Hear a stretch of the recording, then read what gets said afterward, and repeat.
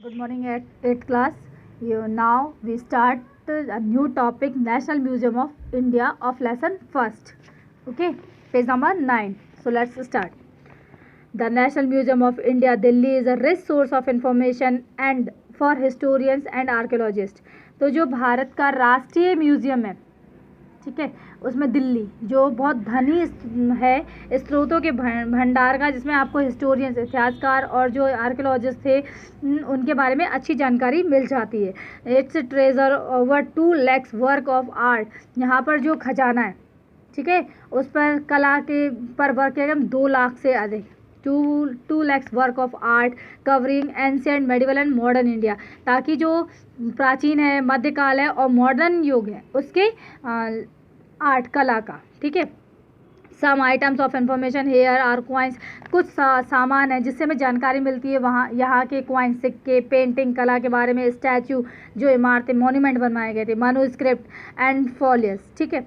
It also has a library. यहाँ पे library पुस्तकालय है. Stocked with journal and periodical. यहाँ पे स्टॉक है आपके अच्छे से जर्नल्स का, जो बाहर से लोग आए उन्होंने इसके बारे में यहाँ पे लिखा उसके बारे में, और कालीन यानी कि प्राचीन, मध्य और आधुनिक काल की जो जानकारी थी वो सब आपको लाइब्रेरी में लिखित रूप में मिल जाती है.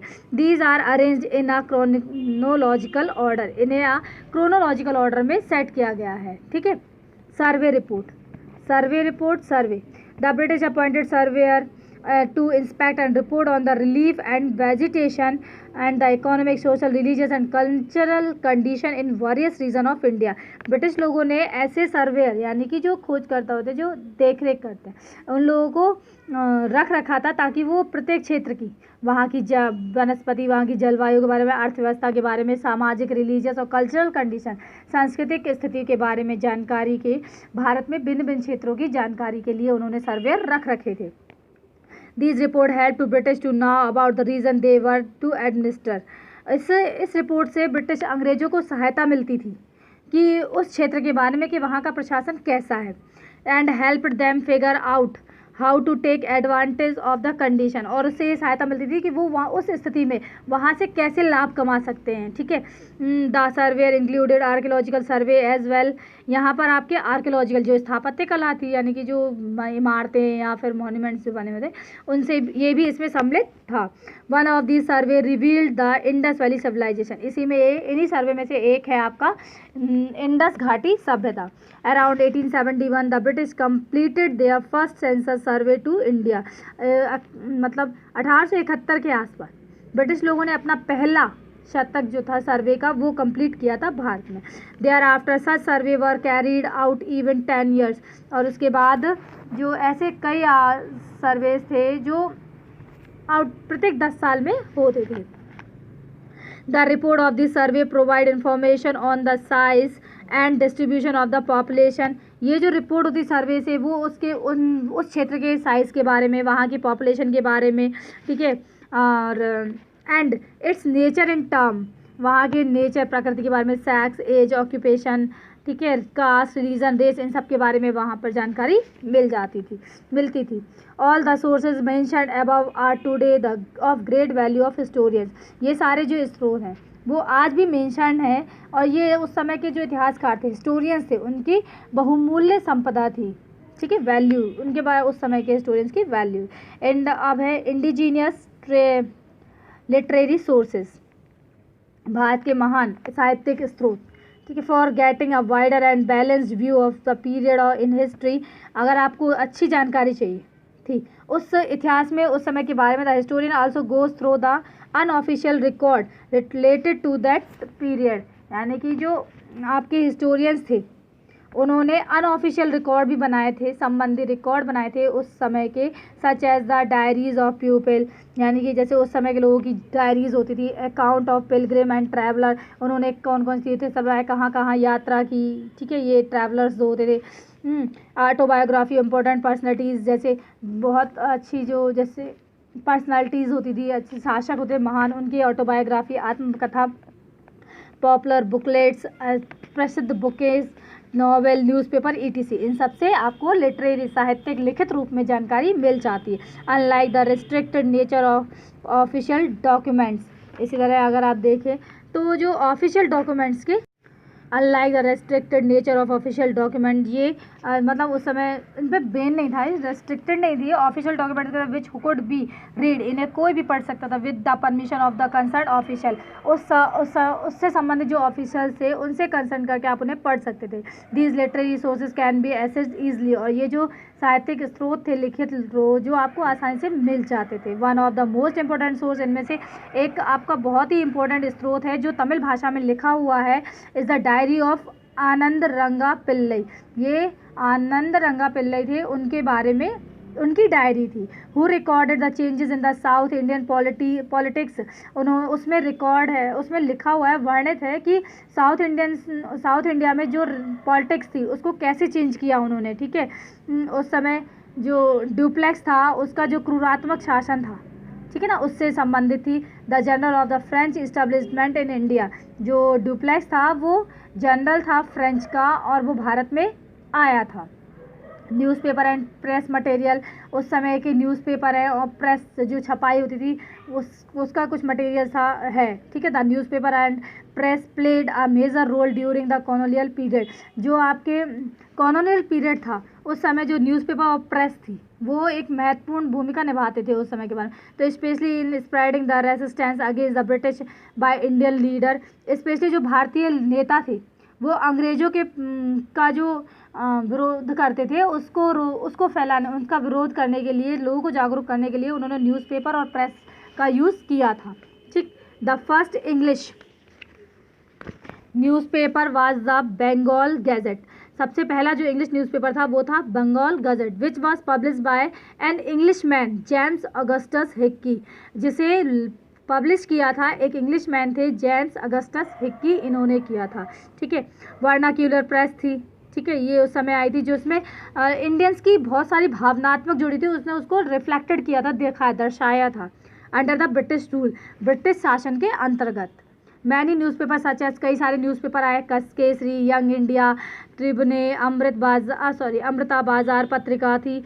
इन्होंने काफ़ी सारे जो फ्रीडम फाइटर्स थे उनके जो आइडियाज़ थे वो लोगों से शेयर किए थे, लोगों तक पहुंचाए थे, ताकि लोग इससे ज़्यादा इंस्पायर हो और नेशनलिस्ट की भावना उनके अंदर आए और वो अंग्रेज़ों के विरुद्ध खड़े हो सके। ठीक है, Marathi news letter are also important source in this regard. इस क्षेत्र में मराठी न्यूज़ लेटर्स भी आते थे, एक महत्वपूर्ण स्रोत थे। Right from the beginning, starting से ये अधिकार था। The Bengali press was dynamic and critical of the British rule in India. तो ये जो बंगाली प्रेस थी उसने स्टार्टिंग से ही ब्रिटिश, जो भारत में ब्रिटिश लोग थे उनके जो क्रूर टाइप के जो रूल था, शासन था, उसका बहिष्कार किया था, उसके प्रति लोगों को अवेयर किया था। बंगाली न्यूज़पेपर संबद्ध कौमुदी, तो जो बंगाली न्यूज़पेपर था वो संबद्ध कौमुदी था, पब्लिश फ्रॉम कलकत्ता, जो कलकत्ता से पब्लिश हुआ था। ये फर्स्ट इंडियन वर्नाक्यूलर न्यूज़पेपर था, ये पहला भारतीय वर्नाक्यूलर न्यूज़पेपर था। The first vernacular newspaper in Bombay was the Gujarat daily Mumbai समाचार। ये पहला वर्नाक्यूलर जो न्यूज़पेपर था वो था बॉम्बे का था। ठीक है, बॉम्बे में इसका नेम था गुजराती डेली मुंबई समाचार। ये 1882 में पब्लिश हुआ था। फरदोंजी मर्जबैन थे, उन्होंने इसे पब्लिश किया था। Gandhi started publishing a weekly journal, इन्होंने एक पत्रिका निकाली थी गांधी जी ने जो साप्ताहिक पत्रिका थी, नेम था हरिजन। ये 11 फरवरी 1933 के समय अंग्रेजी शासन की उसमें आई थी। ठीक है, this newspaper concentrated in social and economic problem. इस न्यूज़पेपर के माध्यम से सामाजिक और आर्थिक समस्याओं से अवगत किया था, कंसर्न किया जाता था एक दूसरे से। ठीक है, this newspaper were certainly more subtle method of influencing the public against the British. जो न्यूज़पेपर थे उन्होंने एक बहुत महत्वपूर्ण भूमिका निभाई थी अंग्रेज़ों के विरुद्ध, अंग्रेज़ों के विरुद्ध लोगों को कैसे यूज़ किया जाए, कैसे अपने विचारों का वो यूज़ करें, उसके लिए। Through them we get to now how people struggle against the British rule. उन्होंने ये भी बताया था कि लोग कैसे संघर्ष कर रहे हैं ब्रिटिश शासन के विरुद्ध। लिटरेचर, साहित्य, literature is another important source of this period. साहित्य एक अन्य महत्वपूर्ण स्रोत था इस काल का, specially of this colonial period, specially जो आपका कॉलोनियल पीरियड वो था, क्षेत्र था, उसमें कॉलोनियन का तो जो लिटरेचर है, साहित्य है, वो एक अन्य महत्वपूर्ण स्रोत है उस काल का, स्पेशली जो आपका उपनिवेशक काल था उस काल का। द ब्रिटिश स्कॉलर रीड, जो ब्रिटिश स्कॉलर थे उन्होंने प्राचीन भारतीय इतिहास के जो लेख थे उन्हें पढ़ा था और उन्होंने इससे ये समझा इसके माध्यम से भारत के जो इतिहास को कैसे डिसिप्लिन था, ये ऐसे उसको बताया था। ठीक है, जेम्स मिल और मैक्स मुलर जो थे वो ऐसे ही स्कॉलर्स थे। However their interpretation reflected somewhat colonial approach, कि उन्होंने ये भी बताया था कि आप कैसे क्या करें ताकि जो आपके उपनिवेशक क्षेत्र है उनको कैसे आप बढ़ावा दे सकते हो और कैसे इंडिजीनियस जो आपकी इंडियन कल्चर है उसको अप्रोच करके बढ़ावा देकर। Many Indian writer came out with their literary work, कई सारे भारतीय लेखक भी थे जिन्होंने लिटरेरी वर्क किया था। As a response the colonial participation of British scholar, ताकि जो ब्रिटिश स्कॉलर्स की अपेक्षा अच्छा रिस्पॉन्स मिले उन्हें उपनिवेशक क्षेत्र में। तो बंकिम चंद्र चटर्जी जो थे वो एक बहुत अच्छे फेमस राइटर थे उस काल के, जिन्होंने लिखा था फॉर एग्जांपल आनंद मठ लिखी थी, जिन्होंने reflect his ideas of India as a nation, उन्होंने ये बताया था भारत एक राष्ट्र है, ये कैसे हो सकता है, उसके विचारों को अवगत दर्शाया था, यानी कि उभारा था। दादा भाई नौरोजी थे, इन्होंने पॉवर्टी और अन ब्रिटिश रूल, भारत में अंग्रेजी शासन ना रहे और गरीबी के विरुद्ध गरीबी के जो रूल थे या भारत में अंग्रेजी ना रहे उस चीज़ को हाईलाइट किया था कि हम ब्रिटिशों से कैसे हमारा खनन हो रहा है, एक्सप्लोटिव होना। ठीक है, महात्मा गांधी हिंद स्वराज एंड जवाहरलाल, महात्मा गांधी जो थे उन्होंने हिंद स्वराज लिखा था और जो जवाहरलाल नेहरू थे उन्होंने डिस्कवरी ऑफ इंडिया, भारत की खोज के बारे में लिखा था। ये कुछ इंपॉर्टेंट सोर्स हैं जिससे आप उपनिवेशक क्षेत्र काल के बारे में जानकारी मिलती है। वर्क्स ऑफ वुमेन राइटर, कई सारी वुमेन राइटर, महिलाएं राइटर्स, लेखक क्या भी थी उन्होंने काम किया था। Through light on the position of women, उस समय मॉडर्न आधुनिक युग में महिलाओं की स्थिति कैसी थी उसके ऊपर प्रकाश डाला था।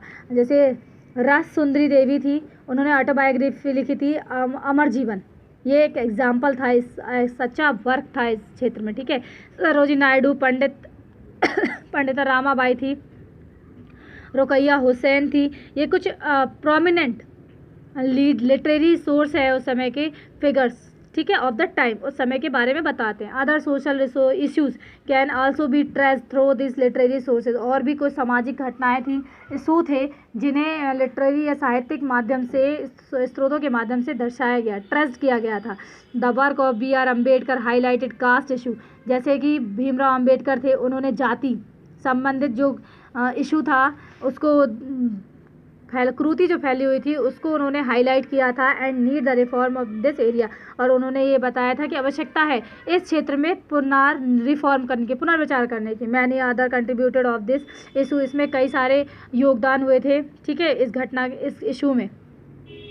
These sources help a great deal in the study of socio culture changes, यानी कि ये जो सोर्सेस स्रोत थे वो सहायता देते हैं सामाजिक और सांस्कृतिक जो चेंजेस, बदलाव हुए थे। तो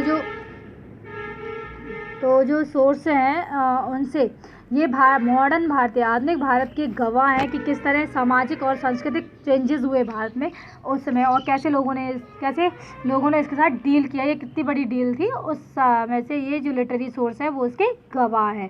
चैप्टर विल बी फिनिश।